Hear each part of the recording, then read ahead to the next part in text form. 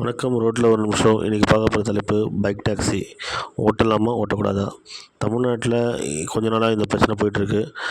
இதில் மெயினாக யாருன்னா ஆட்டோக்காரங்க டூ வீலர் ஓட்டுற இளைஞர்களோட சாவியை பிடுங்குறதும், அவதூறாக பேசுகிறதும். ஸோ இதெல்லாம் நல்லதில்லை.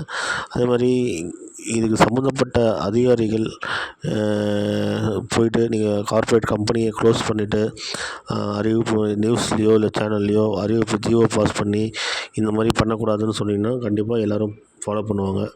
ஸோ அதே மாதிரி 80லேருந்து 90% விழுக்காடு இந்த பைக் டாக்ஸி ஓட்டுற எல்லாருமே படித்த இளைஞர்கள். தமிழ்நாட்டில் வேலைனால தான் இந்த வேலையை பண்ணுறாங்க.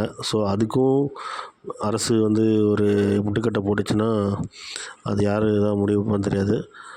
பாருங்கள், இதுக்கு ஒரு முடிவு கொடுங்க. பிடிச்சதா லைக் பண்ணுங்கள், சப்ஸ்கிரைப் பண்ணுங்கள், கமெண்ட் பண்ணுங்கள். நன்றி, வணக்கம்.